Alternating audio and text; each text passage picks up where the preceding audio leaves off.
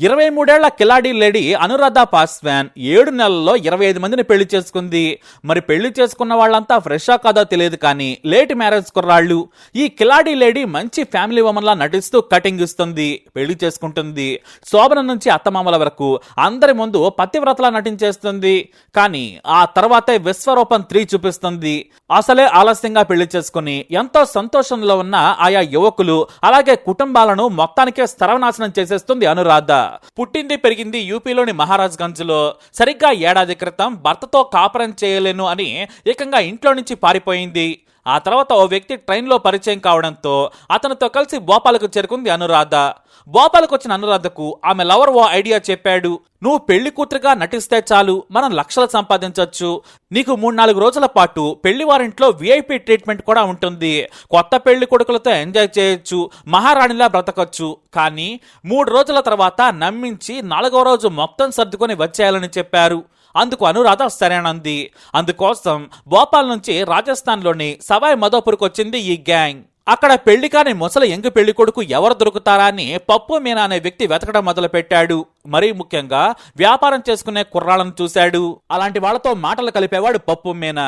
వీడు కొద్దిగా పెద్ద ముండావాళ్లా ఉంటాడు. నీట్గా బట్టలేసుకుని పెద్ద మనిషి తరహాలో మాట్లాడుతాడు. అలానే విష్ణు శర్మ అనే యువకుడు రాత్రి 11 గంటల వరకు చోలే భటూరే ఫాస్ట్ ఫుడ్ బండి నడుపుకుంటూ ఉన్నాడు. వ్యాపారం పర్వాలేదు, జీవితం గడుస్తుంది. అయితే ఆస్తులు పెద్దగా లేకపోవటం, బంధువులు ఎక్కడో గ్రామాల్లో ఉండడంతో సంబంధాలు రాలేదు. వచ్చినా కూడా చాలా మంది యువకులు రిజెక్ట్ చేశారు. జుట్టుడిపోయింది. 35 ఏళ్ల వయసున్నా కూడా 45 ఏళ్ల వాళ్ళ కనిపిస్తాడు. కానీ పెళ్లి చేసుకోవాలనే కోరిక విపరీతంగా ఉండేది.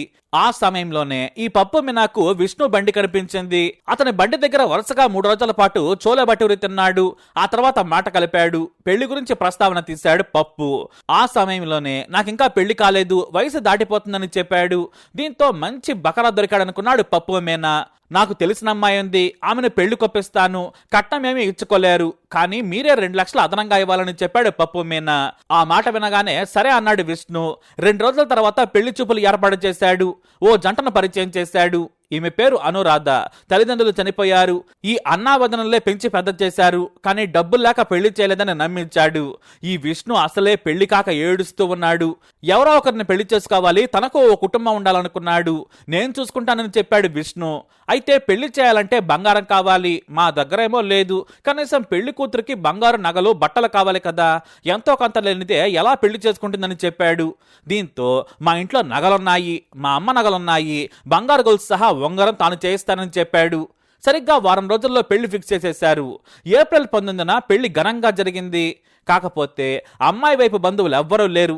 ఎందుకంటే మాది భోపాల్, అక్కడి నుంచి మా పెళ్లికి ఎవరు రారని చెప్పేశారు. అది విన్న విష్ణు ఏదైతే అదైంది సరేనన్నాడు.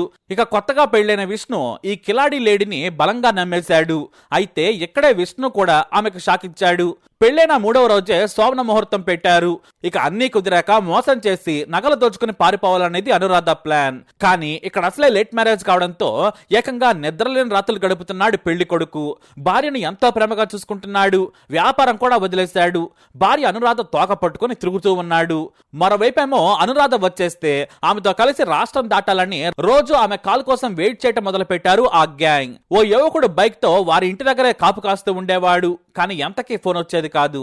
ఆ తర్వాత అత్తమామల దగ్గర తెగ నటించడం మొదలు పెట్టింది. భర్త ఏమో వ్యాపారం వదిలేసి భార్య చుట్టూ తిరగడం స్టార్ట్ చేశాడు. ఇలా 10 రోజులైపోయింది. ఇక ఇప్పుడైనా వ్యాపారం చేసుకునేందుకు బయటికి వెళ్దామని రెడీ అయ్యాడు. దీంతో సాయంత్రం విష్ణు 4 గంటలుగా వెళితే రాత్రి 11 తర్వాత ఇంటికి వచ్చేవాడు. అయితే అనురాధకు బీరువా తాళం చెవి దొరకడం కష్టమైంది. నగలు లేకుండా పారిపోవడం కష్టంగా మారింది. ఇక చేసేది లేక తన అత్తగారిని మచ్చిక చేసుకుని తన మెడలోని బంగారు గొలుసు బీరువాలో పెడతానని చెప్పి తాళం తీసుకుంది. అది చేతికి రాగానే తన గ్యాంగ్ని అలర్ట్ చేసింది. మరోవైపు కొత్తగా పెళ్లిన తర్వాత 10 గంటలకే తన వ్యాపారం మూసేసి రావడం మొదలు పెట్టాడు విష్ణు. అలానే మే 2వ తేదీన రాత్రి ఇంటికి వచ్చాడు. అప్పటికే 10 గంటలు దాటింది. తన ఇంట్లో వాళ్ళంతా కూడా గాఢ నిద్రలో ఉన్నారు. ఇక అనురాధ ఫ్రెష్ గా తయారై కొత్త చీర కట్టుకుని మల్లెపూలు పెట్టుకుని రెడీగా ఉంది. విష్ణు ఊపులో ఉన్నాడు. అప్పుడే అమ్మెందుకు అప్పుడే పడుకుంది, నేను వచ్చే వరకు మెలుగుతూనే ఉంటుంది కదా అన్నాడు. అత్తయ్య అలసిపోయింది, నేనే పడుకోమన్నాను, ఆమెను నిద్ర లేపకండి, మనకు డిస్టర్బ్ అవుతుంది కదా, ఎంజాయ్ చేద్దాం రండి అని లోనికి తీసుకెళ్ళింది. అలాగే చేత్తో నీళ్లు ఇచ్చింది. వాటిని తాగిన కాసేపటికే కళ్ళు మూతలు పడుతున్నా ఏంటని అడిగాడు. మీరు అలసిపోయారు కదా అందుకే అంటూ భర్తను బెడ్రూమ్లోకి నడిపించుకుంటూ వెళ్ళింది. బెడ్ మీద ఒక్కసారిగా కుప్పకూలి నిద్రలోకి జరుకున్నాడు విష్ణు. వాస్తవానికి అతని కుటుంబ సభ్యులు తాగిన నీళ్లలో కూడా మత్తుమందు కలిపేసింది. దీంతో వాళ్ళు కూడా వేగంగా నిద్రలోకి జరుకున్నారు. కట్ చేస్తే తెల్లవారుజామున విష్ణు తల్లి 5 గంటలకే నిద్ర లేచింది. అందరూ పడుకునే ఉన్నారు. మరోవైపు కొడుకు తన భార్యతో గదిలో ఉన్నాడేమో అనుకుంది. 7 గంటలైనా కూడా నిద్ర లేకపోవడంతో తలుపుని గట్టిగా నెట్టింది. తలుపు లోపల నుంచి గడియ పెట్టలేదు. చూస్తే కోడలు అనురాధ లేదు. బీరువా తాళం చెవి బీరువాకే ఉంది. ఒక్కసారిగా బాత్రూమ్ సహా అంతా వెతికారు. కొడుకుని నిద్ర లేపింది. అప్పుడు గాని వారికి సీన్ అర్థం కాలేదు. కోడలు బంగారు నగలు 30,000 రూపాయలు తీసుకుని లేచిపోయిందని. దీంతో తెల్లారిన తర్వాత పోలీస్ స్టేషన్కు పరిగెత్తాడు విష్ణు. తన భార్య ఫోటోలతో పాటు పెళ్లి కుదిర్చిన బ్రోకర్ ఫోటోలు కూడా చూపించాడు. మధోపూర్ మెయిన్ టౌన్ పోలీసులు విచారణ మొదలుపెట్టారు. భోపాల్ అడ్రస్ కూడా ఫేక్ అని తేలింది. దీంతో ఓ యంగ్ కానిస్టేబుల్ ను రంగంలోకి దించారు. అతనితో పాటు మరో 4 సీనియర్ కానిస్టేబుల్స్ కూడా ఈ గ్యాంగ్ కోసం తిరుగుతున్నారు. ఆటో రిక్షాలు, క్యాబ్ డ్రైవర్లు లోకల్స్ ని వారం పాటు అడగడం మొదలుపెట్టారు. ప్రతి ఒక్క ఆటో డ్రైవర్ను టచ్ చేశారు. పెళ్లిళ్ళు కుదిర్చేవారు కావాలి, మా అబ్బాయికి 35 దాటినా పెళ్లి కావడం లేదని చెబుతూ ఉండగా ఓ ఆటో వ్యక్తి నాకు తెలిసిన వ్యక్తి ఉన్నాడని ఓ వ్యక్తి ఫోన్ నంబర్ ఇచ్చాడు. అయితే వారి కలలో కూడా ఊహించిన ట్విస్ట్ పోలీసులకు ఎదురైంది. సరిగ్గా అనురాధ ఫోటోతో వచ్చాడు. మీకు నచ్చిందా అని కానిస్టేబుల్ని అడిగాడు. నాకు నచ్చిందని చెప్పాడు కానిస్టేబుల్. కానీ పెళ్లి కుదిర్చినందుకు నాకు 2 లక్షలు ఇవ్వాలన్నాడు. సరే ఇస్తామని చెప్పి పెళ్లి చూపులకెళ్లారు. అనురాధ అసలు మగాళ్ళనే చూడనట్లుగా పెళ్లి చూపుల్లో కూర్చుంది. పట్టుచీర కట్టుకుని మెరిసిపోయేలా రెడీ అయింది. ఇక కానిస్టేబుల్ పెళ్లి చూపులకు కూర్చొని నాకు నచ్చిందని చెప్పాడు. ఆమెతో 2 నిమిషాలు ప్రైవేట్గా మాట్లాడతానని చెప్పగా వాళ్ళు సరేనన్నారు.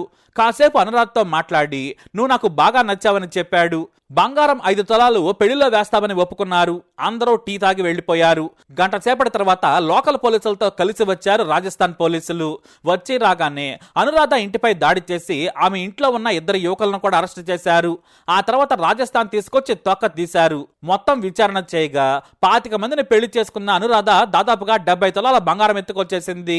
6 లక్షల క్యాష్ కూడా దొంగతనం చేసిందని తేలింది. అయితే మామూలుగా ఓ పెళ్లి మోసం తర్వాత 10 రోజులు గ్యాప్ ఇవ్వడం అలవాటు. లేదంటే కొత్త ప్రాంతానికి వెళ్లి వేట మొదలు పెడతారు. ఇప్పుడు విష్ణును మోసం చేసిన తర్వాత విశ్రాంతి తీసుకుంటోంది అనురాధ. తన ప్రియుడితో కలిసి ఎంజాయ్ చేస్తోంది. వారి నుంచి కొంత బంగారం రికవరీ చేసిన పోలీసులు లోతైన విచారణ చేస్తున్నారు. అయితే ఈ గ్యాంగ్ లో మరో 4 యువకులు ఉన్నారని కూడా తేలింది. కానీ వాళ్ళు చాకచక్యంగా పరారయ్యారు. అలా ఈ పెళ్లి దొంగ అనురాధ ఎంతో మంది మగాళ్ల వీక్నెస్ తో ఆడుకుని నగలో డబ్బుతో పారిపోవటం ఓ వృత్తిలా పెట్టుకుంది. చివరకు పోలీసులకు చెక్కింది. కానీ బెయిల్ మీద అనురాధ బయటకు వచ్చిన తర్వాత మగజాతిని రక్షించడం ఎలా అనేది పోలీసులకు కూడా అంత చిక్కడం లేదు. కనీసం 2 నెలల్లో ఆమెకు బెయిల్ రావడం ఖాయం. మరి ఆమె బారి నుంచి మగ ఏజ్ బార్ యువకులను రక్షించడం పోలీసులకు ఇప్పుడు సవాల్గా మారింది. ఏం చేయాలో తెలియడం లేదు. మీకేమైనా తెలిస్తే కామెంట్ ద్వారా చెప్పండి.